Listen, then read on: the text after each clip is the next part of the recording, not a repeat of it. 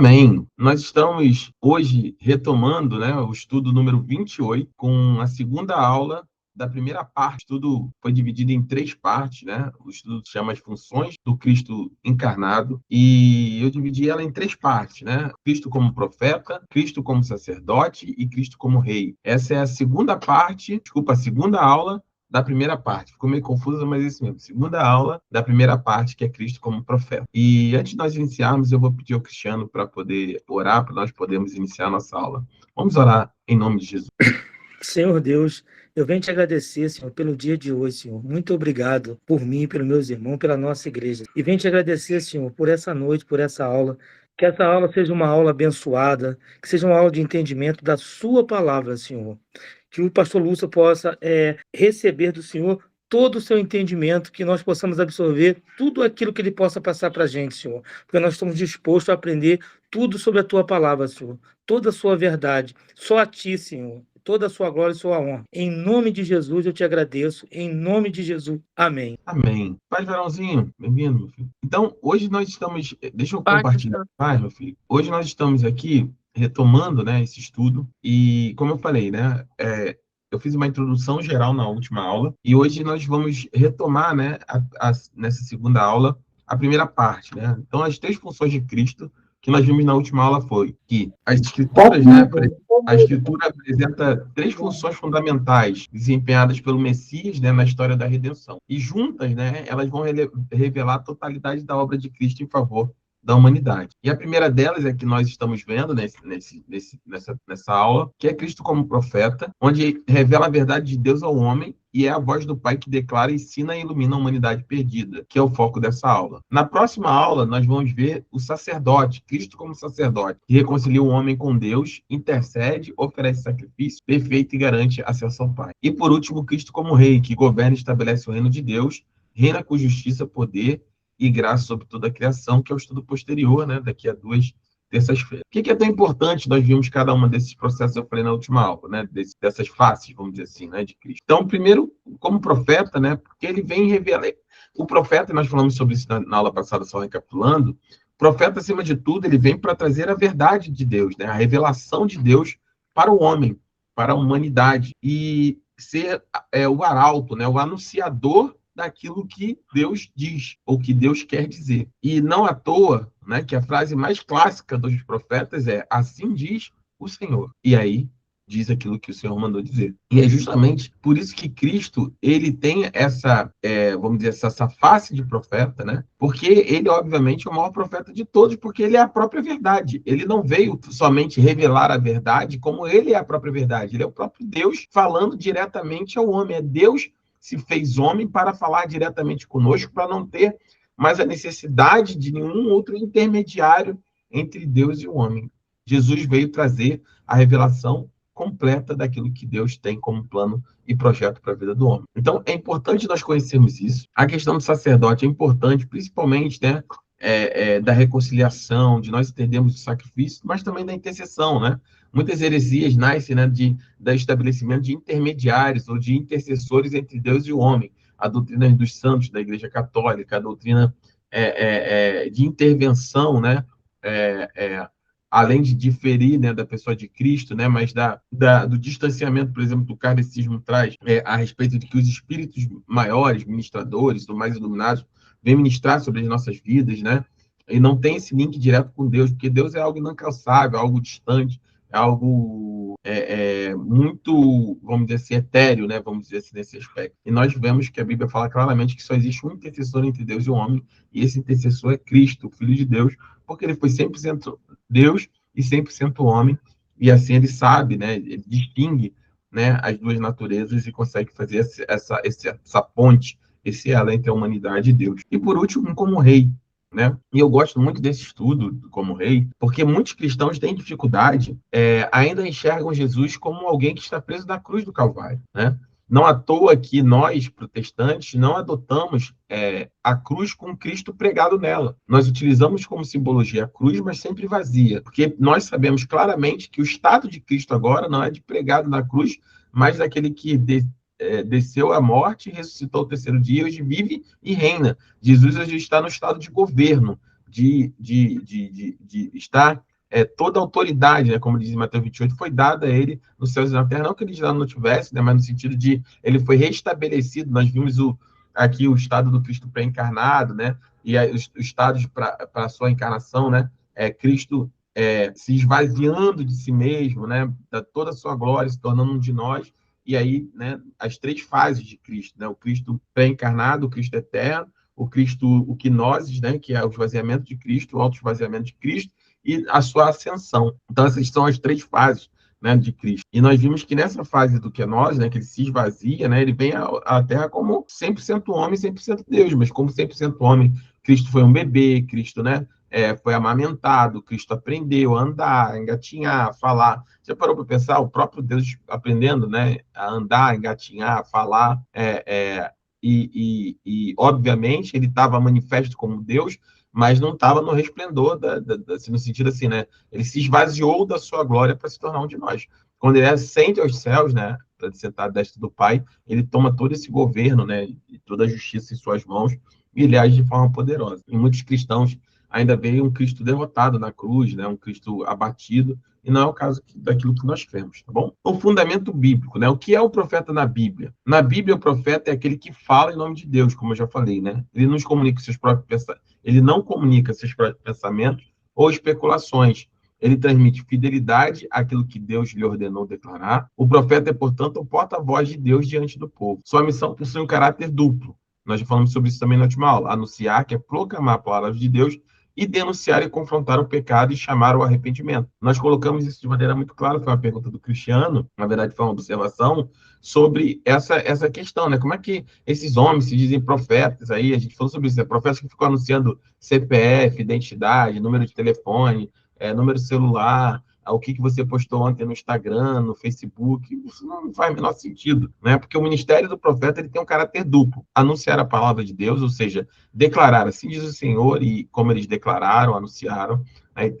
Nesse aspecto, né? Todo aquele que pregou a palavra de Deus não deixa de ser um profeta, mas também denunciar o pecado, é o que eu falei, eu não vejo nenhum desses grandes profetas aí de internet, né, ou pseudo-profetas, vamos chamar assim, denunciando, né, confrontando o pecado e chamando o povo ao arrependimento. Eu nunca vi esses grandes profetas aí de CPF dizer assim, olha, abandone o pecado, volte-se a Deus, dobre seus joelhos, vistam panos de saco, se arrependam dos seus maus caminhos, busquem o Senhor enquanto se pode achar, dobre seus joelhos, jejue, ore, conheça mais do Senhor, leia a palavra. Nunca é, sempre assim diz o Senhor, né? Cristiano, Deus vai te dar um carro, vai abençoar a sua vida, Vera, você vai ganhar milhões, Marcos Vinícius e Ana acerta na Mega Sena, né? Sempre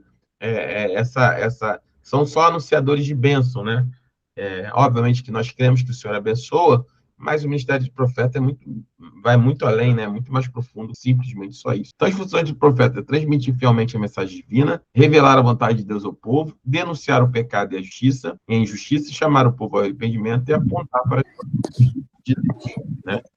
Quer comentar, Vera? Quero. Alguma coisa? Quero. Amém. Eu não consigo achar a mãozinha para levantar aqui no meu. Não tem problema nenhum. Pode abrir o microfone e mandar ver. Eu sou muito perdida nessa coisa de informática, internet, mas isso aí me fez lembrar, pastor, hoje eu tive uma experiência que está batendo justamente aí, certinho. Eu estava atendendo uma cliente e ela é uma senhorinha, ela deve ter quase 90 anos, mas é uma mulher que vem sozinha para o salão, aquela coisa toda. E ela morou muito tempo na Espanha, né? O marido era espanhol, coisa e tal, agora ela está aqui. Aí, mas todas as vezes que ela vai até a mim, que ela senta na minha cadeira, ela quer me converter ao catolicismo. Toda vez. Aí hoje ela me perguntou assim, Vera, eu atendendo, Vera, por que você deixou de ser católica? Aí eu expliquei para ela, olha, através da leitura da palavra, né? Eu não quis ficar me aprofundando, que é chato de ficar conversando essas coisas assim, né? Eu falei, através da leitura da palavra, eu vi que muitas coisas, né, não combinava com o que Deus nos deixou. Então, por exemplo, o quê?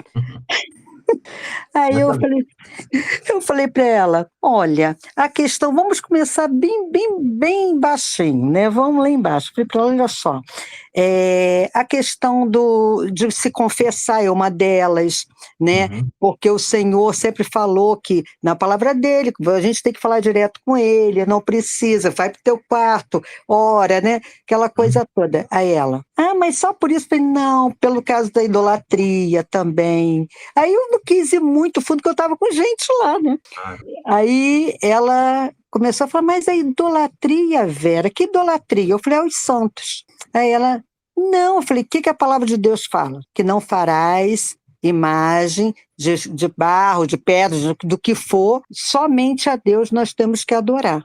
E ela falou assim, mas eles são nossos intercessores. Eu falei, não, o único intercessor na palavra de Deus é Jesus.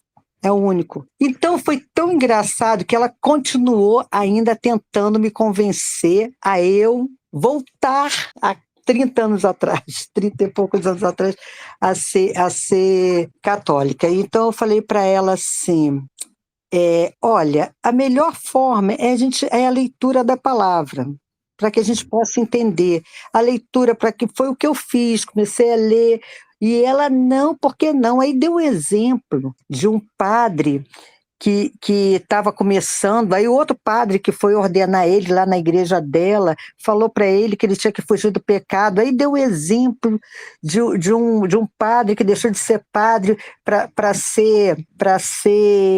casar, aí depois ela chegou e falou assim para mim, você está vendo? Foi o que o padre falou, ele se arrependeu, porque ele chegou para o padre depois e falou assim, olha, eu amo minha esposa, amo meus filhos, mas amo a Jesus primeiro. Eu falei, mas é correto. Ele se arrependeu. Eu falei, não, ele não se arrependeu. Ele simplesmente estava dando uma explicação, que ele precisou, de repente, sair do sacerdócio, porque ele queria casar, mas que Jesus continuava sendo a prioridade dele. Porque a palavra diz isso, primeiro lugar é a Jesus. Temos que amar, né? Quando a palavra diz amai-vos uns aos outros como a ti mesmo e também tem que amar primeiro a Deus. Aí ela, não foi isso não, mas foi tão. Aí agora essa palavra aí que está sendo dada me fez lembrar disso, né? De como a falta de leitura, de conhecimento faz com que as pessoas fiquem por esses caminhos, né? E é difícil, às vezes, a gente ter que, num lugar desse, ter que estar conversando sobre, eu sei que faz parte, é o que eu falo. Quando eu digo para Deus, não foi à toa que ele me colocou ali, né? Ele me colocou também para que eu pudesse falar da palavra dele, né? Poder estar, quando eu estou atendendo, eu estou orando, eu estou intercedendo, né? Por cada pessoa que passa por mim. Mas é essas coisas que a gente passa, entendeu? E somos confrontados sempre, né? Somos sempre confrontados a respeito disso. sim. E é importante, né? Eu gosto muito quando vocês falam, trazem exemplos assim. Primeiro é isso mesmo, velho. A gente tem que ter sabedoria, né? A gente tem nosso espaço de trabalho, a gente precisa, obviamente, pregar a palavra, mas tem que fazer com sabedoria para também não ferir as pessoas, né? A ideia nunca é perder, é sempre ganhar ela, né? E no caso do catolicismo, uma grande dificuldade, né? E aí eu estou aqui nem entrando no ponto específico, né, da senhora, porque eu não a conheço, mas aí, aproveitando para pincelar um pouco as divergências, né, porque a gente tem um dos grandes problemas, né, é que lembra que a gente sempre fala aqui na reforma, na época da reforma protestante, no passado nós falamos dos 5 solas, né, sola escritura, sola Cristo, sola Deu glória, sola gratia e sola fide. Somente a fé, somente a graça, somente a Deus glória, somente Cristo e somente as Escrituras, que são as bases da reforma protestante. Depois vocês pesquisem os 5 solas, né, que são fundamentais, que são a base até do nosso ministério, né? A gente fala do Deuteronômio, o Deuteronômio significa refalar, né, ou falar novamente, ou falar uma segunda lei, e é justamente quando Moisés, ali no livro de Deuteronômio, aquela geração havia morrido no deserto, uma nova geração surgiu, e Deus não precisava uma nova lei, Deus precisava reafirmar aquela que já tinha sido dada a uma geração que tinha morrido no deserto, né? E uma nova geração, que eram crianças e agora adultos, estavam para entrar na promessa de Deus e precisavam deuteronomai, né? Deus precisa deuteronomai, Deus precisa falar novamente. E é um pouco não, é a base daquilo que nós queremos no ministério. Por isso que nós temos tanta ênfase em ensino, pregação de texto expositivo na igreja, porque a gente acredita que hoje não todas as igrejas, são muitas igrejas que são uma benção, que têm se mantidas fiéis, mas também a verdade é que a grande maioria tem se perdido, porque perderam-se as bases, né? do protestantismo. Nós precisamos deuteronomar, né, falar novamente e reafirmar essas bases para que as pessoas possam ter a sua fé centrada em Deus, centrada em Cristo, centrada nas Escrituras. E um dos problemas do catolicismo é porque eu já falei sobre isso, e por isso estou falando dos 5 solas. Os solas da Reforma Protestante, um dos solas que é sola Escritura, somente Escritura, ele surge justamente por isso. Porque o que o catolicismo acredita? Que a Bíblia, ela é um dos elementos da tradição da igreja. Então, eles não acreditam a Bíblia como autoridade suprema em termos de escritura, não. Eles acreditam que a autoridade da Igreja Católica está na sua tradição. Tanto é que uma das afirmações, se você for católico, sabe, a tradição dos santos, né? Eles reafirmam essas tradições. E dentro dessas tradições existe lá a Bíblia, existem as bulas papais, existe, né, os sínodos, né? Então, esses documentos se equivalem à Bíblia. Quando surge o protestantismo, justamente por isso, diz assim, olha, não, nada é acima da palavra. A palavra de Deus, ela é única. Por que eu estou dizendo isso? Quando você joga a palavra para segundo plano, dificilmente você tem um aprofundamento nas escrituras. E é o que você falou, é só ler, mas fica muito difícil para as pessoas lerem, que estão dentro do catolicismo, uma boa parte delas, pelo menos, porque já é natural do homem não ter interesse pela palavra. Tem crente que não... Né, a gente vai soltar um post aí no Instagram, até do pastor Diniz, que a gente vai reproduzir, estou dando os créditos lá, ele pediu para reproduzir na mídia. E é verdade, tem crente que tem 30 anos de igreja, você pergunta assim, meu irmão, você já leu a Bíblia uma única vez? Toda a Bíblia? Não, nunca leu. Então, se nós que somos protestantes e somos baseados nas escrituras, temos pessoas que não leem, que não se importam com a palavra, imagina para aqueles onde a palavra diz assim, não, a palavra é um detalhe, é uma das coisas que nós temos, mas a tradição está dentro da Igreja Católica, porque o credo da Igreja Católica é que também a salvação está na Igreja. Estar dentro da Igreja que traz a salvação, não é em Cristo somente, mas estar na Igreja. E aí, isso tudo vai gerando dificuldade, né? Dentro do que você falou, por exemplo, da adoração dos santos, né? Esse texto que a gente sempre cita, o texto de 2 Timóteo, estava até pegando aqui enquanto a gente estava conversando, até para ler o texto para vocês entenderem. É um texto de Timóteo, né? Timóteo era um jovem pastor, eu já preguei sobre 1 e 2 Timóteo no Carta para o Novo Mundo. Timóteo era um jovem pastor, Paulo estava preparando ele para o ministério, né? Ele estava já exercendo o ministério, a sua avó era crente, a sua mãe era crente, né? Tem um dos textos, né, mais lindos que ele fala sobre isso, né? Que para ele se manter firme, né? Na sua postura, né, na sua conduta, para manter, deixa eu ver se eu acho o texto aqui, para ele manter, vou achar aqui o texto, para ele manter a mesma base de fé, né, da sua mãe e da sua avó, que era uma fé não fingida, né, que ele possui uma fé, para ele ter uma fé que não seja fingida. Então, a palavra nos garante de a gente ter uma fé verdadeira, uma fé genuína, não uma fé fingida nesse aspecto. Depois eu acho aqui o texto, acho que em 2 Timóteo, vou olhar lá. Mas eu queria mostrar essa instrução de 1 Timóteo capítulo 2, que ela é muito clara, tá vendo? Ela é uma instrução sobre adoração. Paulo vai entrar aqui para falar sobre adoração. Então, o que é adorar? Aí ele vai falando, antes de tudo, peço que se façam súplicas, né? Orações, intercessões e ações de graças por todos os homens, pelos reis e por todos que exercem autoridade, para que tenhamos uma vida tranquila e pacífica com toda piedade e dignidade. Isso é bom e agradável diante de Deus, nosso Salvador, que deseja que todos os homens sejam salvos e cheguem ao conhecimento da verdade. Aí ele vai dizer, pois, por quê? Pois, ou seja, diante dessas coisas, então, continuando, né? Pois há, né, diante dessas coisas, existe apenas um só Deus e um só mediador entre Deus e os homens, o homem Cristo Jesus, o qual entregou a si mesmo como resgate por todos, e esse foi o testemunho dado no seu devido tempo. E para isso foi designado mensageiro e apóstolo, digo a verdade, não minto, Deus me fez mestre da fé e da verdade. Então, Paulo deixa muito claro muito que existe... lindo, né? Muito lindo. Né? Ele fala, há um só Deus, ponto, não existe vários deuses, e em relação a esse Deus, existe só um mediador entre Deus e os homens. O homem, aí preste atenção que ele fala, que eu acho lindo, é que ele faz questão de ressaltar o homem Jesus Cristo. Ele não fala o Deus Jesus Cristo, né? Ele não fala assim, o Filho de Deus Jesus Cristo. Por que ele ressalta o caráter humano de Cristo? Porque ele está dizendo assim, olha, Jesus, ele além de, obviamente, por ser o próprio Deus, mas ele atinge, né, essa função de mediação porque ele também se tornou homem. Deus se fez homem. E ele diz, como é que ele se torna esse mediador entre Deus e o homem? Quando ele se entregou a si mesmo no resgate para todos. Então, quando Jesus ele se faz homem, 100% Deus, 100% homem, ele entende a natureza humana. Não é que Jesus não compreende a nossa fragilidade, não compreende os nossos medos. Deus se fez um de nós para poder falar a todos nós e por conhecer a todos nós, né, no nosso estado íntimo de humanidade, ele foi homem como nós, com a única exceção que ele não pecou. Jesus chorou, Jesus se alegrou, Jesus amou a vida, Jesus cresceu, Jesus envelheceu, Jesus sentiu dor, Jesus temeu diante da morte, Jesus teve ansiedade diante da morte, né? Então, todo esse processo, isso, né, vamos dizer assim, transforma ele num único mediador, o homem Cristo Jesus.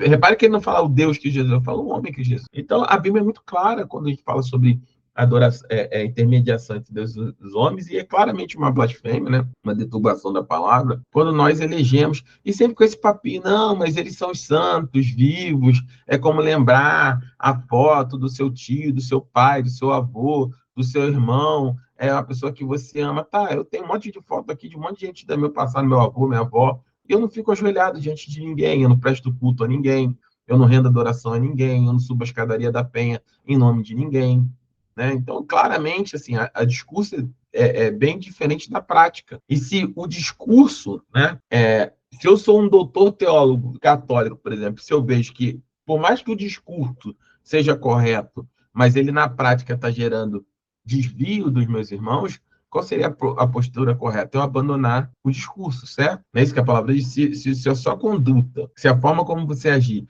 se faz o seu irmão cair, você precisa abandonar essa conduta. Ah, mas ele é fraco na fé. Se ele for fraco na fé, você precisa ter ainda mais cuidado com ele. Não é isso que fala em Colossenses lá?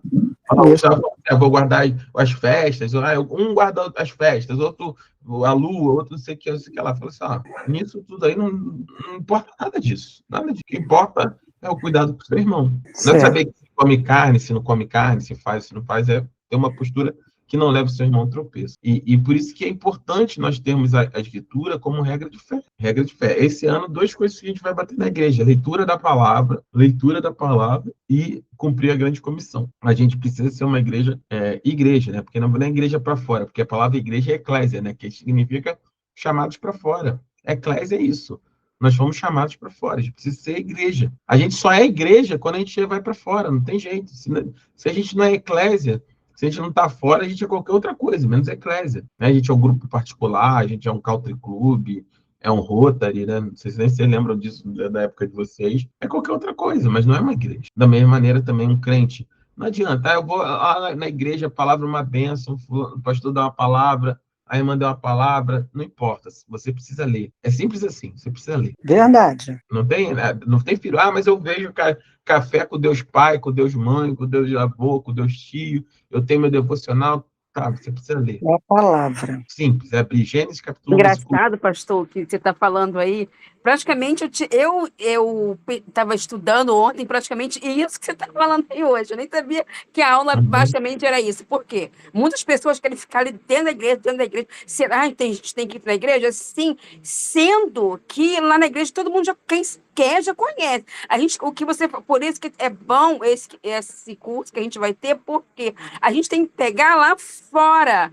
As pessoas não querem mais ler a Bíblia. Aí o que acontece? Você pega mastigado que as pessoas te falam. Que você não quer mais ler a Bíblia. Ler e entender, não é só ler. Ler, qualquer um vai ler. Ler e entender. Até porque quando alguém for te perguntar, você vai saber falar. E é ótimo esse culto de missões. Por quê? É lá fora. As pessoas querem ficar dentro da igreja. Tem um culto de domingo, quarta-feira. A pessoa quer ficar ali, pronto, acabou o culto, vai embora. Mas a igreja é só isso? É só isso que Deus espera de nós? Lógico que não. A gente tem que ir lá fora e buscar, porque lá fora que precisa da gente, é lá fora que estão sofrendo, que estão oprimidos, lá fora. Justamente essa aula eu estava estudando sobre isso ontem. Eu gosto muito de estudar e gravar as coisas que eu estou estudando. Eu nem sabia que você ia dar essa aula hoje. E justamente era sobre esse ponto que você está pregando agora, que entrou na minha cabeça. Gente, a gente realmente, a igreja, vou chegar ali, acabou o culto, acabou, vou embora. Não é isso, não. Porque não é isso que Deus espera da gente. Exatamente. E na verdade, quando a igreja isso não é a nossa, não, tá? Qualquer igreja, a igreja de Corinto era assim. Quando a igreja ela fica voltada para dentro, só gera confusão. A gente começa a disputar por cargo, por quem cuida das mais diversas coisas, por quem senta no púlpito, quem não senta no púlpito, quem pega no microfone, quem não pega no microfone, quem toca no teclado, quem não toca no teclado, quem toca no violão, quem fica na mesa da mídia, quem acende a luz da igreja, quem apaga a luz da igreja. Isso é consequência, porque lá, isso aí nada disso importa para Deus. Como você está falando, vamos buscar, cargo, é isso, nada disso. Olha, eu sou missionária, muita gente não sabe, porque isso não me interessa. O que me interessa é ganhar almas lá fora, não me interessa o que está com, é maravilhoso assistir o culto, não sei o quê, eu fui evangélica desde que eu nasci, então isso não me interessa. Me interessa antigamente, pastor, eu tenho muito mais idade que o senhor, era culto de ar livre, onde meu pai levava uma caixa de som para a rua, e a gente saía com um panfleto, evangelizando as pessoas. Era muito... Quando você veio falando de evangelismo, na mesma hora eu falei, epa, chegou a minha área é sair para fora evangelizando. Né? Nunca quis ficar numa igreja, sentado numa igreja, não. Cara, e é justamente isso que nós... Vou deixar para você falar, Cristiano. E é justamente isso que eu estou falando. Quando a igreja ela fica voltada para dentro, começa essas discussões tolas. Que era o que acontecia em Coríntios, falava assim, eu sou de Paulo, eu sou de Apolo, eu sou de Cristo, eu não sou, eu faço isso. É tolo, é tolice, porque... Preste atenção no que eu vou anotar. Sábado vai ser o dia da prática, nós vamos para a rua no sábado. Quem estiver lá e for para a rua, repare a sua alegria, a alegria dos irmãos, quando nós voltarmos do evangelismo, de abordar as pessoas na rua, de fazermos aquilo que o Senhor nos mandou. É um mover do Espírito, é uma alegria completamente diferente, é um senso de dever cumprido, de presença do Senhor, de plenitude do Espírito. Isso tudo move o coração de Deus, porque é isso que Jesus falou. Gente, mas por que você tem a certeza que a gente vai ficar cheio do Espírito? Porque é a sua experiência, Deus te deu uma revelação, você é profeta. Não preciso. Eu preciso ler a palavra. Atos capítulo 1, versículo 6 a 8. Permaneçam em Jerusalém para serem revestidos de poder e serão minhas testemunhas, Judéia, Samaria, Jerusalém, Judéia, Samaria, até os confins da terra. O revestimento de poder, ele tem um propósito, é testemunhar, gente. É testemunhar. O principal é testemunhar. Então, quando a igreja vai para a rua para testemunhar, eu tenho certeza, na hora que eu, qualquer um de nós, Vera, a Eliane, o Daniel, o Cristiano, a Júlia, tudo bem, Júlia? Boa noite, nem te dei boa noite. Colocar o pé na rua, na porta da igreja, colocar o pé, o Marcos Vinícius, na hora que a gente botar o pé na rua, Deus vai encher, Deus vai nos encher. Ele vai nos dizer, ele vai nos ajudar naquilo que temos que dizer, ele vai direcionar para as pessoas que estão prontas para ouvirem a palavra. Isso faz parte do processo, faz parte de ser igreja. E é justamente isso. E, eu tô nessa vibe aí, tá, Eliane? De a gente tirar uma caixa de som e botar na rua. O varãozinho louva muito. Pastor, é muito engraçado, porque eu era muito nova. Assim, quando você veio falando disso, eu falei, meu Deus, como que eu lembrei lá quando eu era nova, que meu pai ia para a rua com a caixa de som velha, a gente ia. Aí a gente estava jovem, aí ficava numa praia, lá em Tribobó, a igreja da gente era em Tribobó. Ficava lá, aí passava as pessoas, eu adorava evangelizar aquelas pessoas, era muito bom. Aí depois dali a gente ia para a igreja, olha, eu gostava muito de fazer, parece, me tocou muito, eu estou muito animada para fazer. Bem, e a gente pode fazer isso, às vezes a gente quer, o que eu falo, a gente quer fazer um mega evento evangelístico. Não, gente, olha só, calma. A gente vai ter um curso base de evangelismo. A gente pode marcar e a gente ficar lá na porta da igreja, abre os portões da igreja, não precisa ser culto. Abre os portões da igreja, bota varãozinho lá tocando um louvor, cantando, e as pessoas ali, a gente bota um louvor no Spotify mesmo, e aborda as pessoas, boa noite, tudo bem? Eu estou falando de Jesus, você quer ouvir um pouco? Quer uma oração? Gente, se a gente abrir as portas da igreja, os peixes pulam dentro, a pesca sempre será maravilhosa. A pesca maravilhosa nunca foi sobre peixe. Nunca foi sobre peixe. O final da pesca maravilhosa, Jesus, ele estava ensinando a Pedro. Pedro fala, Senhor, eu não posso, eu sou pecador, eu não mereço. Jesus fala, se você vier comigo, você está maravilhado que você encheu o seu barco de peixe, eu vou fazer de você um pescador de almas. Se nós abrirmos as portas da igreja, que é o barco, que é a arca que Deus preparou, e jogarmos as redes, irmãos, a pesca vai ser maravilhosa, eu tenho certeza disso, porque é isso que a palavra declara, é isso que a palavra diz. Não é nada especial, não é uma unção que caiu na nossa igreja, no pastor Lúcio, entende? Não é sobre pessoas, é sobre Cristo, é sobre Cristo. A igreja continua sendo o barco de salvação, a arca, não é isso? A arca não era para salvação, as portas abertas da arca não indicavam a salvação da morte. A igreja é a arca de Deus que está portas abertas para salvar, até que tudo vai terminar, como choveu um dia e acabou com a arca, com todos aqueles que não estavam na arca. As portas estão abertas, a gente precisa, esse barco precisa jogar a rede, a gente, sabe, não precisa ser, abre ali, mas só um, só dois. importa. Vamos ficar ali, simplesmente. Gente, que coisa maravilhosa. Gente, um sábado à tarde, né? Vai ser no tempo do Conexão. Passa um cafezinho, um biscoitinho, nossa, a gente fica meia hora, 1 hora, não importa, 1 hora e meia ali, panfletinho. Tudo bem, meu irmão? Boa noite, tudo bem, pai? Posso orar por você? Falando de Jesus, posso falar de Jesus por você? E nós vamos ver a glória de Deus. Eu tenho certeza disso. Amém? Deixa o Cristiano falar aí pra gente. Eu preciso terminar essa aula hoje. Vamos lá. Fala, Cristiano. Não, pastor, continua a aula aí. Pode continuar. Não, pode falar, meu irmão. Pode falar aí, fica tranquilo. Não, pastor, é por isso que eu gosto da nossa aula, que a nossa aula é dinâmica, né? As Claro, pessoas participam, a gente muda de assunto, e isso é importante, isso vai aguçando nosso conhecimento. Eu estava acompanhando o que a irmã Vera falou, e engraçado que me tocou num lugar muito interessante, porque o que ela falou é uma grande verdade. As pessoas que têm uma certa idade, que vêm de uma tradição, de uma criação, de toda uma trajetória religiosa, é muito difícil. Eu me lembrei, eu confesso que eu não li na Bíblia, tá? Eu vi na série The Chosen, tá? Eu confesso. Mas foi uma passagem que me tocou muito, do Nicodemos. Ou seja, ele era um homem muito sacerdote, né? Muito sábio, muito respeitado no meio. É João capítulo 2.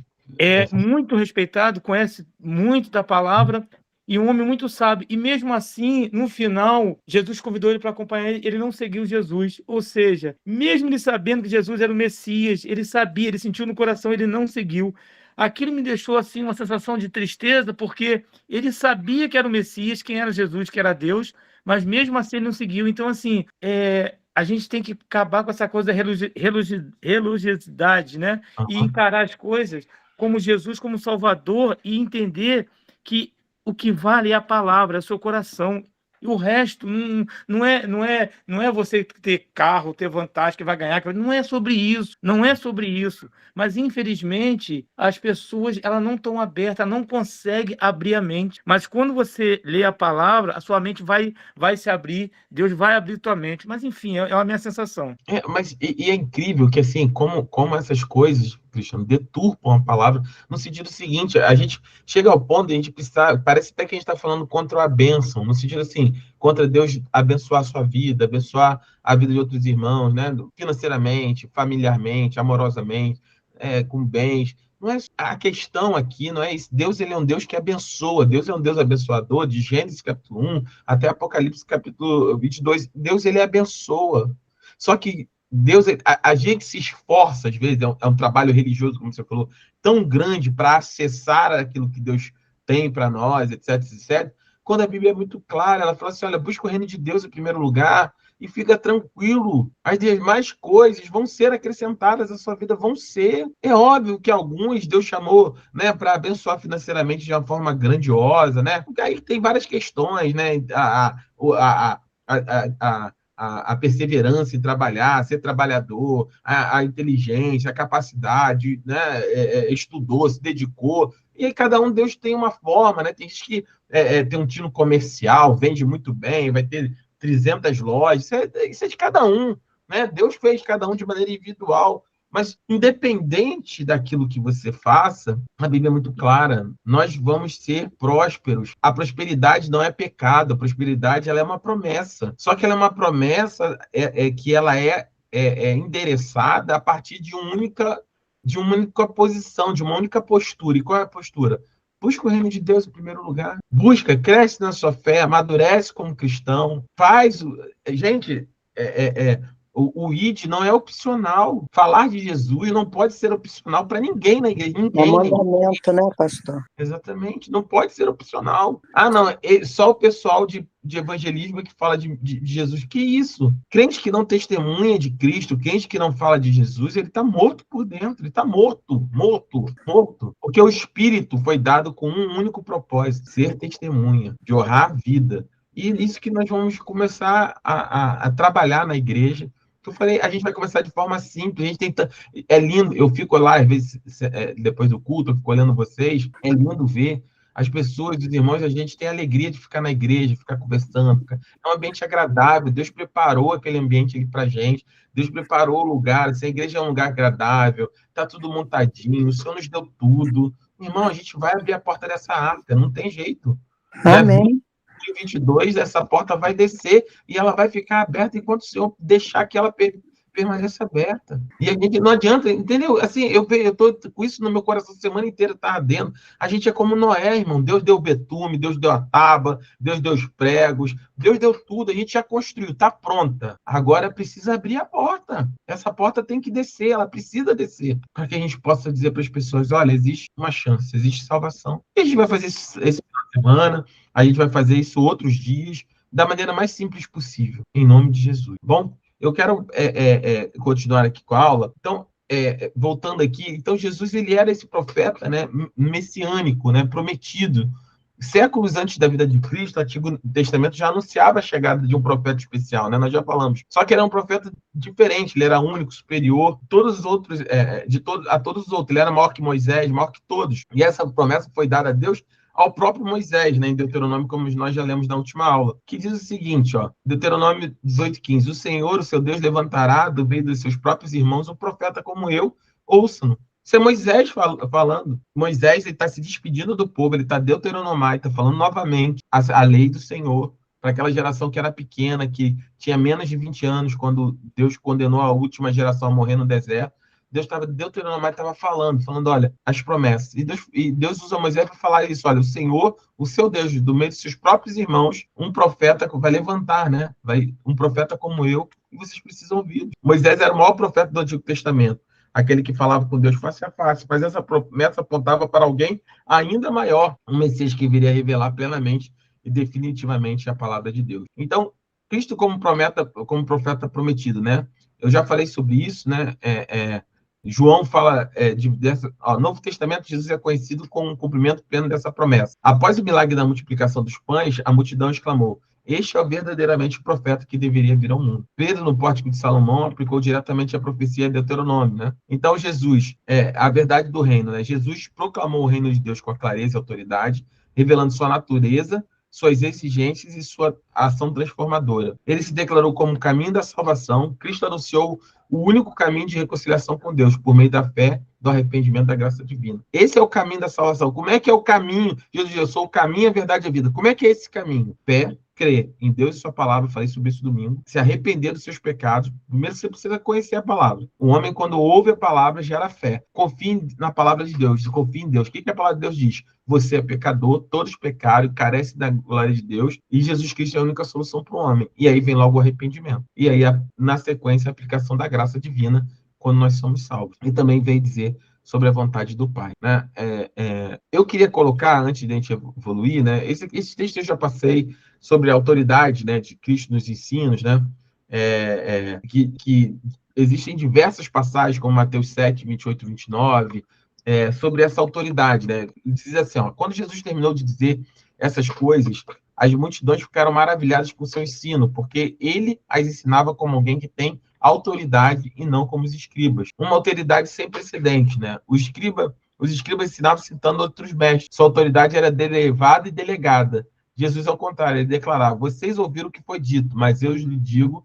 E Jesus mudava, né, o entendimento religioso daquele momento. E essa autoridade não era arrogância humana, era a autoridade do Filho de Deus, aquele cuja palavra é ela mesma a palavra de Deus. E aí, né, deixa eu colocar aqui, pegar esse texto, aqui mesmo, que eu quero passar um videozinho para vocês. Cristo revela o Pai, né? Uma das funções mais sublimes do ministério profético de Cristo é revelar o Pai, tornar Deus conhecido e acessível à humanidade. E esta é uma verdade central no Evangelho de João. Ninguém jamais viu a Deus, mas Deus, o Filho único, que está junto ao Pai, o deu a conhecer. Então, quando eu já falei sobre isso, né, na última aula, eu assisti uma aula um tempo atrás que eu achei muito lindo a forma como o pastor se expressou. E ele disse assim: nós, por meio de Cristo, nós podemos falar com Deus. E nós não falamos com Deus porque nós fomos elevados, né, à posição de deuses, né, de pequenos deuses. A gente está conseguindo falar com Deus, porque com Deus ninguém fala, né, por conta de que Deus é santo, Deus é justo. Enfim, para nós conseguirmos acessar a Deus, nós não fomos elevados a posições de deuses, né, de pequenos deuses. Pelo contrário, Jesus, o próprio Deus, ele que desceu a nosso patamar, vamos dizer assim, e falou a nós como um homem. E Jesus, ele vem como um homem mostrar algo ainda mais extraordinário. Ele revela o Pai e mostra o que é a verdadeira humanidade. Quando Jesus vem, ele vem não somente para revelar a face do Pai, mas para mostrar o que é realmente ser humano. O que Deus pensou para a humanidade quando criou Adão e Eva. Porque de Adão e Eva para cá é tudo queda, é tudo destruição, é tudo pecado, é tudo morte. Mas Jesus vem mostrar a glória, o resplendor da humanidade. Tanto é que ele passa a ser o primogênito. Em Cristo, a partir da sua ressurreição, da sua glorificação, o seu corpo glorificado, nós vamos receber um corpo da mesma natureza, um corpo glorioso, um corpo incorruptível, para que nós possamos, junto com Cristo, né, nos tornarmos essa humanidade que Deus sonhou desde a criação, desde o Éden. Então, Jesus ele veio revelar a face de Deus e os planos de Deus, né? Então, por isso que conhecer a Cristo é conhecer a Deus diretamente. Em João 14:9, Jesus declara a Filipe, né, quem me viu, viu o Pai, né? Esse discurso final aqui de João 14, Filipe ele questiona, mas como é que a gente vai saber, né? Como é que a gente nunca viu o Pai? Como é que é? E aí Jesus fala, mas quem me viu, viu o Pai. Não há acesso ao Pai, senão por meio do Filho, né? Que é a revelação perfeita do caráter divino. Como é que é ver a imagem? É ver a barba? É ver o cabelo? Não, é o caráter. Quem viu Jesus caminhando na terra, ele viu o caráter de Deus impresso. Perfeito, divino, santidade, amor, misericórdia, justiça, né? Então, ele é a exegese perfeita do Pai. O verbo grego em João 18, né, que é exegenomai, significa explicar, interpretar, né? Revelar. Cristo é o único intérprete perfeito de Deus. Ele exege, né, ou ele explica o Pai à humanidade com a plenitude absoluta. Então, quando tem ali, ó, ninguém jamais viu a Deus, mas Deus, ninguém jamais viu a Deus, mas Deus, o Filho único que está junto ao Pai, o deu a conhecer. O deu a conhecer, né, que significa o deu a explicar, ou exegenomai, que é isso, é mostrar, que isto vem interpretar, traduzir, revelar Deus para o homem. Sendo homem, Jesus era plenamente capaz de saber as nossas limitações e de mostrar com atitudes, com palavras, com amor, com santidade, com justiça, quem era verdadeiramente Deus. Então, Cristo é mais que um profeta, né? Hebreus 1:2 diz que Deus, que muitas vezes e de várias maneiras falou a nossos antepassados pelos profetas, nesses últimos dias nos falou pelo Filho, a quem constitui herdeiro de todas as coisas por meio de quem fez o universo. Então, Jesus, ele supera, né, infinitamente todos os profetas. Os profetas falavam sobre Deus e eles eram mensageiros parciais de uma revelação progressiva e fragmentada. Como eu falei, né? Eles viam de maneira quebrada, de maneira fragmentada aquilo que Deus ia fazer. Já Jesus não, ele fala como filho, a revelação completa, final e perfeita do próprio Deus encarnado. E aí, né, a gente tem aqui a mensagem profética de Cristo, né? O ministério profético de Jesus possui um conteúdo rico e coerente, né? Seu ensino não era uma coleção máxima de morais. Jesus não veio para ensinar moralidade. Ele era o chamado urgente e transformador para 3 passos. Quais eram eles? Primeiro, a conversão dos nossos maus caminhos. Ou seja, o que é convergir? O que é conversão? É igual estar dirigindo mesmo. Eu errei o caminho. Eu preciso fazer um retorno. Eu preciso convergir. Conversão é se voltar, é voltar para Deus. Então, o primeiro ponto é Jesus nos chama a voltar para Deus, a convergir. A fé, sendo essa conversão vai ser baseada na confiança, na fé em Deus e sua palavra, mas também tem um terceiro passo. Não tem como você convergir, dizer que tem fé e não ter um compromisso com o reino de Deus. Então, o arrependimento, Marcos 1,15 fala, o reino de Deus está próximo, arrependei-vos e crede nas boas notícias, boas novas. Fé e santidade, um chamado a viver em conformidade com o caráter de Deus, em pureza, integridade e devoção genuína, né? Então, a fé é confiança em Deus e sua palavra, e santidade, o que é viver em santidade? É viver da maneira que Deus espera que nós vivamos, né? Submetidos ao seu Espírito e deixando que Cristo viva a nossa vida através de nós. O reino de Deus, o sistema central da pregação de Jesus, o reinado de Deus que irrompe na história e transforma todas as coisas, né? Então, a ideia, o que é o reino de Deus? É a manifestação disso, a manifestação do arrependimento, da fé, da santidade. Isso é o reino, é isso que nós fomos chamados para proclamar o reino, é chegado o reino. O que é o reino? É chegado a oportunidade da salvação do homem perdido.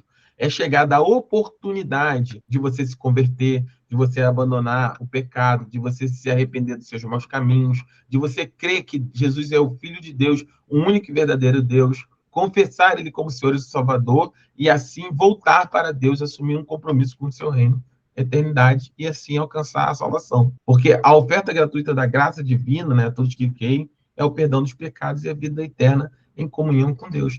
Esse é o reino. O reino não é estarmos todos os cultos na igreja. Não, isso é ser igreja. Mas o reino de Deus é muito mais que isso. O reino de Deus não são cargos na igreja. O reino de Deus não é uma igreja cheia de coisas, cheia de aparatos. O reino.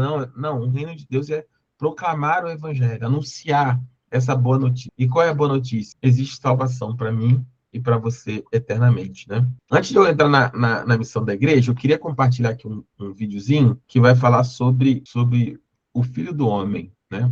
Essa expressão tão poderosa que a gente vê em Isaías como profecia, né? E mostra como os profetas falavam a respeito de Cristo e como se cumpre nele. Vou soltar aqui o vídeo, me digam se vocês têm áudio, por favor.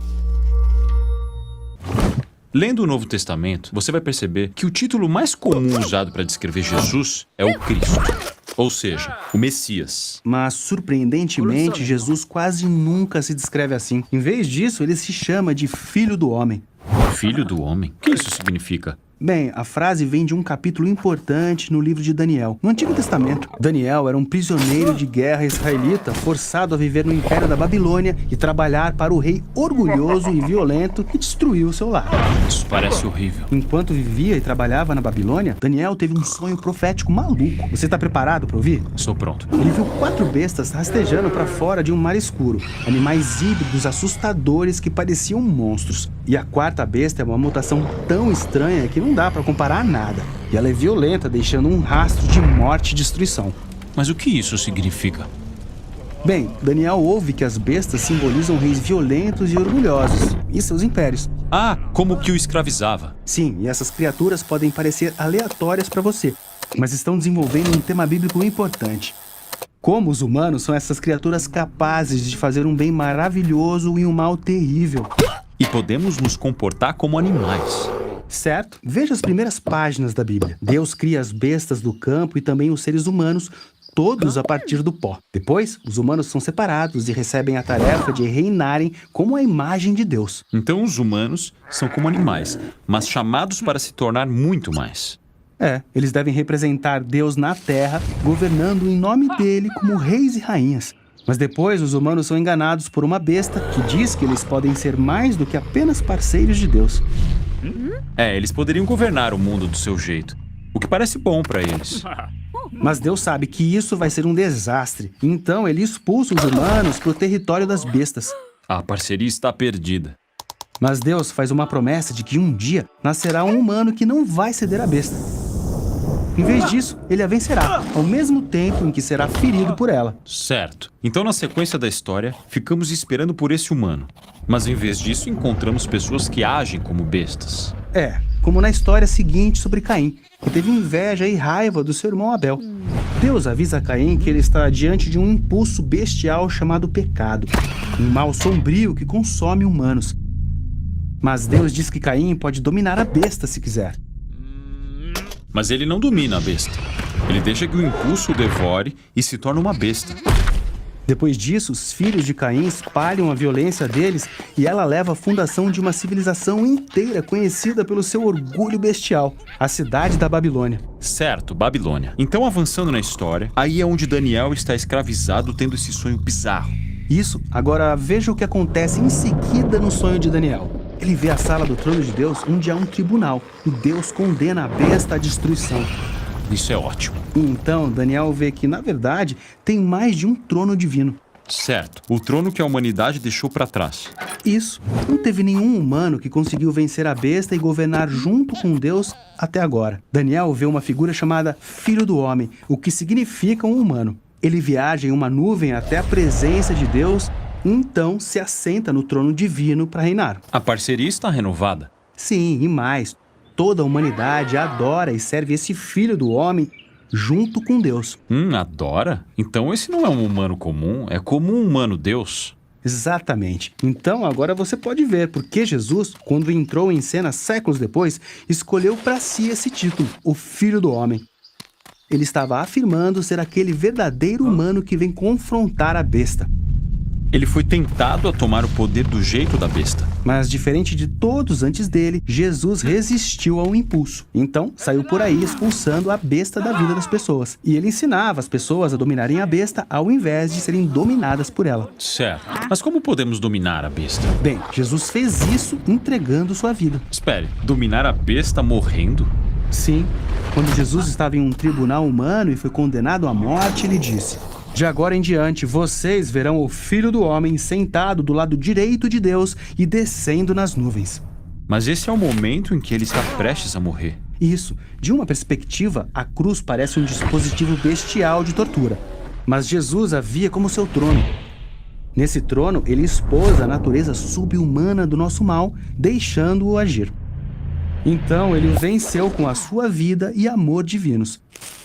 A execução de Jesus foi a sua exaltação. Então, Jesus é o primeiro humano a vencer a besta. E por isso pode ser parceiro de Deus no governo do mundo. Então agora Jesus está chamando à existência uma nova humanidade que pode vencer a besta da mesma forma paradoxal. Dominar a besta morrendo. E descobrindo que a vida e o poder de Jesus podem se tornar nossos para governarmos o mundo como parceiros de Deus, mas no estilo de Jesus. No poder do serviço, humildade e amor sacrificial. Amém, amém, amém. Amém. Muito lindo, né? Então, a profecia, né, a respeito de Cristo, ela permeia todo o Antigo Testamento e é cumprida, né, em Cristo e testemunhada no Novo Testamento. Por isso que essa história sobre o Filho do Homem, sobre como Jesus governa hoje a destra do Pai, é fundamental para que a gente entenda isso. Porque nós estamos chamados, no final ele fala, olha, então todos nós somos chamados por Cristo a vencer a besta, a vencer o diabo, a vencer as nossas... Que não é só o diabo, é a tentação da nossa própria carne, é o pecado que habita em nós também. E ele chama a cada um de nós a vencer como ele venceu, morrendo. E aí ele fala assim, mas vencer morrendo é vencer morrendo. Por quê? Por isso a palavra de Deus é tão clara para mim e para você. Quando nós descemos as águas do batismo, nós matamos a velha natureza e passamos a viver agora em Cristo Jesus. Por isso que o apóstolo Paulo declara, já estou crucificado com Cristo. Agora já não vivo eu, mas Cristo vive em mim. E esse poder, essa libertação que só é possível em Cristo, é a missão da igreja de anunciar. Essa é a palavra de Deus. Não é fazer ambientes, né, agradáveis, acolhedores. Também faz parte. Óbvio que a gente quer uma igreja bonita, organizada. Todo mundo quer isso. Mas não pode ser esse o nosso alvo, o nosso foco, né? E Jesus, ele deixa essa continuidade muito clara para nós, né? Sua palavra escrita, né? Em Cristo, as escrituras são um registro permanente, autorizado do ensino de Cristo, né? Por elas, né? A voz do profeta continua sendo ouvida com clareza e fidelidade em cada geração. É a forma, quando nós anunciamos a palavra, é a forma de nós continuarmos anunciando que o profeta Jesus disse durante todo o tempo. É como nós estivéssemos profetizando em seu nome. Quando a palavra de Deus diz que sobre toda a carne, né, derramaria do seu espírito, né, e nós seríamos, né, capazes, né, de acessar, né, a presença de Deus, a sermos servos de Deus para anunciar essas coisas, através da palavra do Senhor, né, testemunhando. Né, os apóstolos foram enviados como embaixadores, transmitindo com autoridade o ensino que receberam do Mestre ressurreto, né? Seus escritos entregam esse cano. E principalmente através do Espírito, né? O Espírito Santo, Jesus promete lá, nesse discurso de João, capítulo 13 até o 16, né? Que o Espírito da verdade guiaria os discípulos a toda a verdade, iluminando a palavra e aplicando o ensino de Cristo no coração dos crentes. Né? Ele diz, olha, você não precisa ter medo do que vocês devem dizer naquela hora, porque o meu Espírito, ele mesmo falará através de você. Então, qual é a aplicação final aqui, né? A gente precisa reconhecer, antes de mais nada, Cristo como profeta, né? O estudo da função profética de Cristo não é apenas acadêmico. Ele exige uma resposta concreta e pessoal. Se nós reconhecemos verdadeiramente Cristo como profeta supremo, porque isso vai implicar em nós uma postura ativa de obediência e submissão. Qual postura? Primeiro, a de ouvir a sua palavra. Deuteronômio 18:15 termina com uma ordem clara: ouçam-no. Lembra que nós lemos lá sobre Moisés? Deus usa Moisés para dizer, olha, o seu Deus vai enviar um profeta que é como eu, maior que eu. Ouçam-no. E ouvir Cristo não é opcional. É o dever primário de todo discípulo. Isso implica estudo sério e regular das Escrituras. Você não ouve a Cristo, você não ouve o profeta quando você ouve uma pregação. A palavra é importante para o ensino. Lembra sobre isso lá em Timóteo? toda a escritura é inspirada para ensino, para repreensão, mas a ouvir Cristo, conhecer a Cristo, ouvir o que Deus disse e profetizou, e continuar profetizando nos dias de hoje como profeta, é ler a palavra de Deus. Implica um estudo sério e regular das escrituras.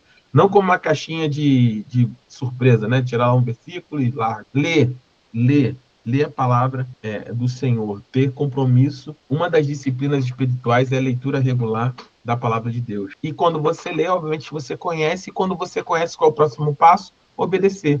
Jesus afirma que discípulo sábio é aquele que ouve estas minhas palavras e as pratica. Ouvir sem obedecer é ilusão espiritual. Não adianta, você lê a palavra, você pratica, não. Você vive como não. Jesus fala, quem me ama, Jesus deixa muito claro. As pessoas falam assim, eu amo Jesus, eu faço o sacrifício, eu dou o dízimo, eu limpo a igreja, eu sei lá, eu canto, eu louvo, eu prego, eu sou pastor. Isso tudo é conversa fiada. Se não praticarmos aquilo que ele nos deixou, é conversa fiada. Jesus ele é muito claro, Jesus não deixa nenhuma sombra de dúvida. Ele diz, olha, aqueles que me amam são aqueles que praticam aquilo que eu vos ordeno, aquilo que eu ensino, aquilo que eu profetizei. Aqueles que me amam são aqueles que cumprem a minha palavra. E se nós não conhecemos a palavra, nós não conseguimos cumpri-la. E também aqueles que se submetem, né? A voz de Cristo transmitida pelas Escrituras e iluminada pelo Espírito é a autoridade suprema para a vida cristã. Acima de tradições, opiniões, filosofias humanas, você e eu precisamos viver debaixo da autoridade, nos submetendo na verdade. João 8,32 fala, conhecereis a verdade vos libertará. Virou um jargão político de campanha, mas essa é a palavra de Deus. Não tem nada a ver com política, tem a ver com Cristo. Se você conhecer a palavra, se você conhecer a verdade, ela vai libertar, ela vai transformar, ela vai modificar a sua vida, a minha vida. E nós precisamos nos dedicar a ouvir o profeta, né?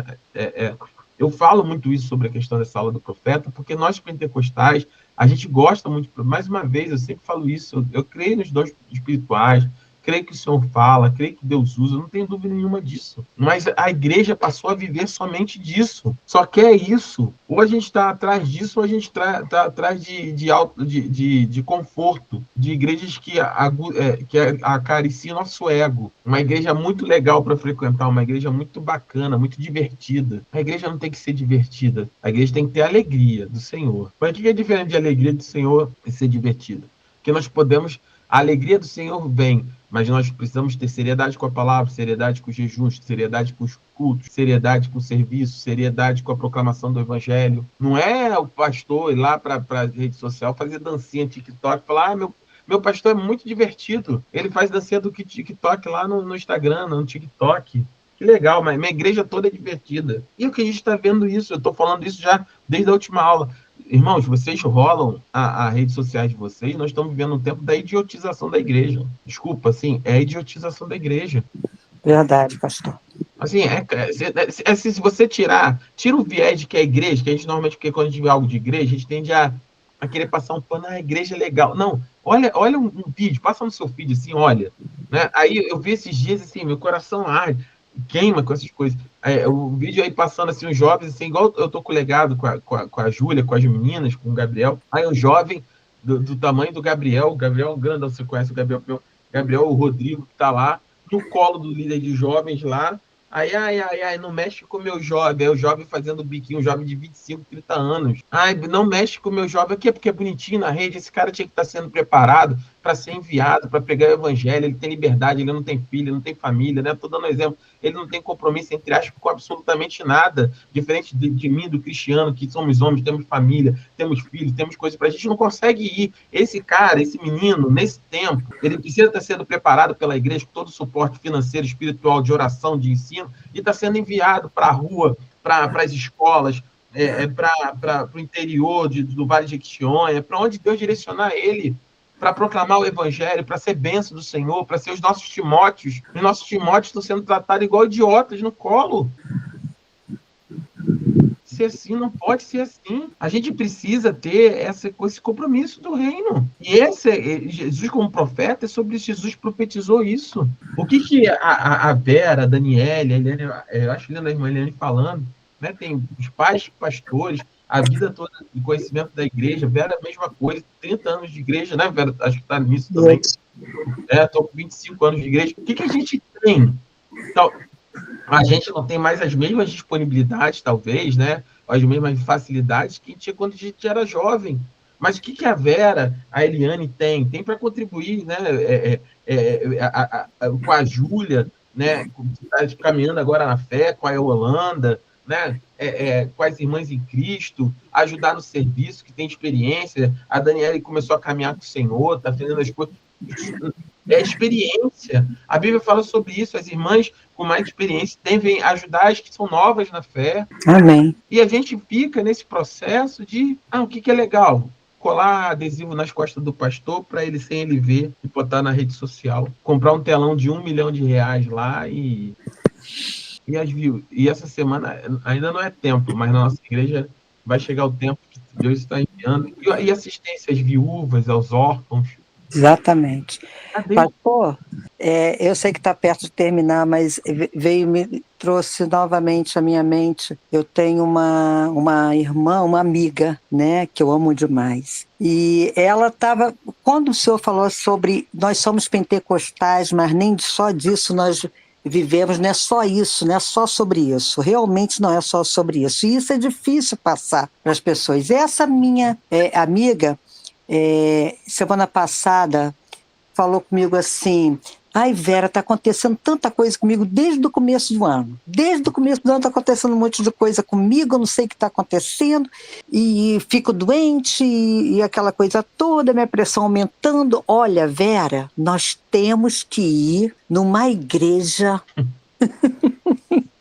Aquelas igrejas que você chega e fala com você, que vai para expulsar esses demônios, para expulsar. Eu falei: ai, meu Deus, Senhor, me dê sabedoria. Aí eu falei para ela, né, falei o nome dela e falei: fulana, deixa eu falar uma coisa. Tudo bem, se um dia eu estiver aqui com você, nós vamos sim, mas olha só, a melhor coisa é você entra no teu quarto, fala com Deus, faz o propósito de jejum com Ele.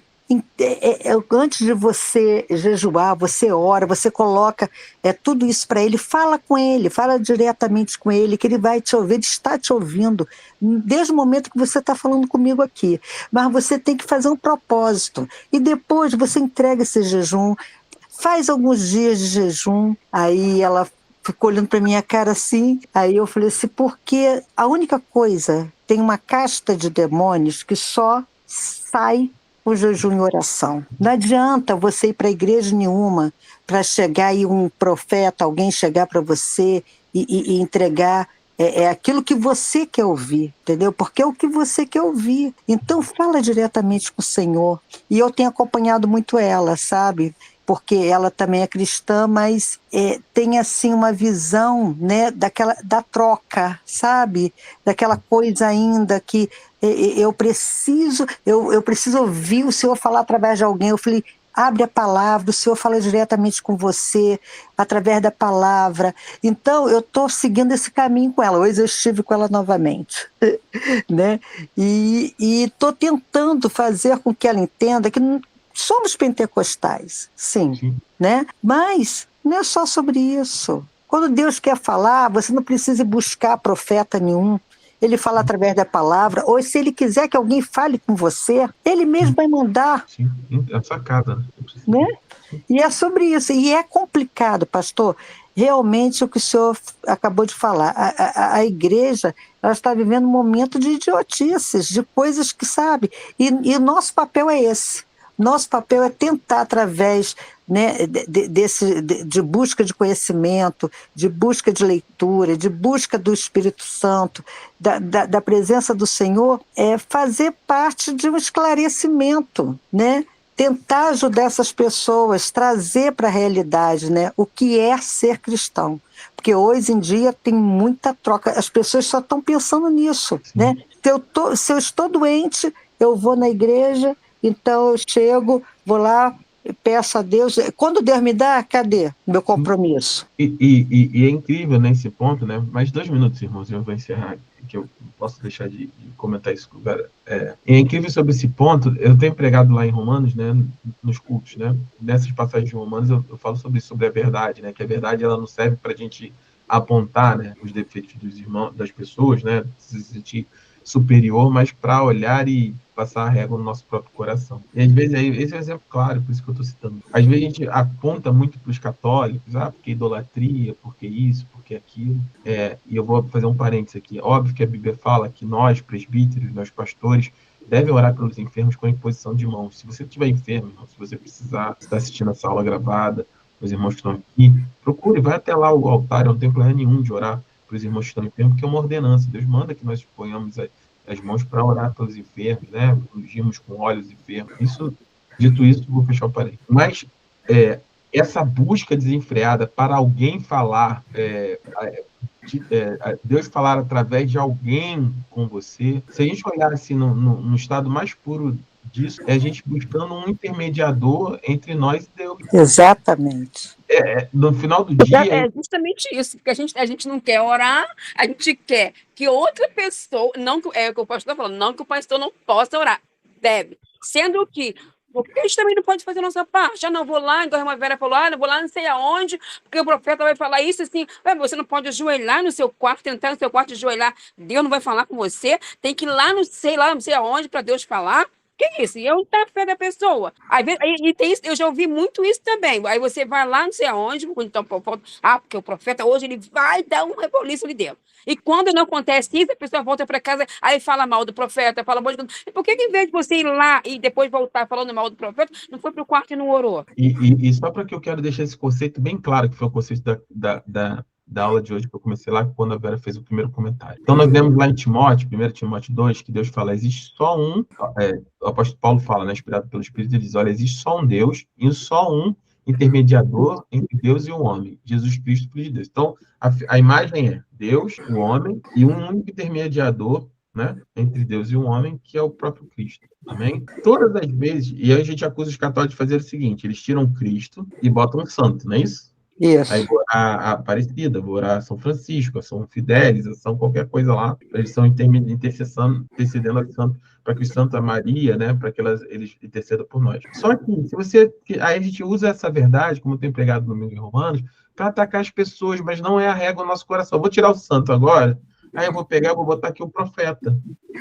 No final do dia, o que acontece? Esses cultos se tornam quase que uma idolatria àquele profeta, ao homem de Deus, ao fulano de Deus. Aí a minha experiência de 25 anos de igreja começa assim, aí daqui a pouco gente cegueirada, aí gente dá o carro, aí dá a casa, aí dá não sei o quê, aí entrega tudo, aí faz tudo, aí idolatra o homem, daqui a pouco descobre, como todo homem é falho, que aquele homem não tem uma vida correta, desviou, que era um charlatão, ou que não estava fazendo as coisas de maneira correta. E aí, eu me decepcionei, mas você idolatrou, você colocou esse homem no lugar de Jesus na sua vida, porque se você precisa de algo, existe só um intermediador entre você e Deus, é Cristo. Vai para Deus, vai para o teu secreto, não é isso que a palavra fala? Se você ora no secreto, teu pai que veio em secreto, ele te acolhe, ele te ouve.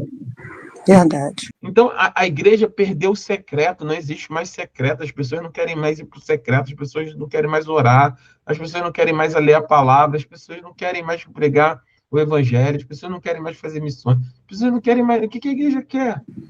Mas isso eu creio, e voltando lá no início, que é porque a gente precisa reafirmar essas verdades. Por isso nosso ministério chama de Deuteronômio. Não é porque a gente é o único que está fazendo. Mais uma vez, qualquer um que diga que é o único, só nós temos essa verdade, só nós estamos fazendo. A gente vira uma seita. Você sai da igreja. No dia que eu falar isso, está gravado aqui no YouTube.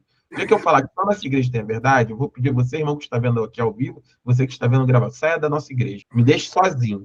Me desviei. Saia da igreja. Fala assim, pastor Lúcio se desviou, vou embora dessa igreja. Vai embora. Se eu falar isso, vai embora. Não existe igreja que é dona da verdade. A verdade é a igreja de Cristo. Muitas igrejas batistas, assembleias, presbiterianas, congregacionais, igrejas independentes, estão pregando o verdadeiro evangelho e são igrejas comprometidas com ele. Mas o que eu estou dizendo é que uma grande maioria também está vivendo esse evangelho que não leva a lugar nenhum, porque perderam as suas bases, perderam as suas raízes. Aí, esse é um propósito que Deus colocou no meu coração, que nós, no Ministério do Deuteronômio, nós precisamos refalar isso, reafirmar essas bases. Por isso nós damos tanta importância ao ensino, por isso que todos os nossos eventos, como vai ser o curso de evangelista, é interdenominacional. Eu não estou me preocupado se vai ser para a nossa igreja. Quanto mais irmãos de outras igrejas vierem, melhor. Que a gente possa propagar o ensino, propagar o conhecimento. E isso é o propósito da igreja. Precisa ser resgatado. E nós precisamos ouvir o que Jesus disse, né? Eu sou o caminho, a verdade e a vida. Pai, A não ser por mim. amém? Não é pela igreja, não é pelo telão de LED, não é pela sala de crianças que tem escorrega, que tem trampolim, que dá salto para trás, não é por ter pipoca na entrada do culto, não é, é por Jesus. Mais uma vez, essas coisas são legais. Lá na igreja a gente tem o maior carinho. Quem conhece a igreja sabe, a gente tem o maior carinho com as coisas. Eu sou sistemático com as coisas. Quem conhece a nossa igreja sabe. Não estou falando que a igreja não precisa ter um conforto, ter a estrutura direitinha lá para receber as pessoas. É uma benção. Você nos abençoou com isso. Mas não é isso. Não é só isso. E a gente precisa, é como eu falei, né? A arca foi construída. Agora a gente precisa descer a porta dessa arca disso. Amém? Vamos orar para encerrar. Terminamos hoje aqui, passamos um pouquinho do horário, mas vamos orar em nome de Jesus. Foi acalorada aqui nossa aula, em nome de Jesus. Glória a Deus, foi uma bênção. Amém. Eu vou pedir. Júlia, você está com o microfone? Não sei se a Júlia está com o microfone. Acho que não. Oi, pastor.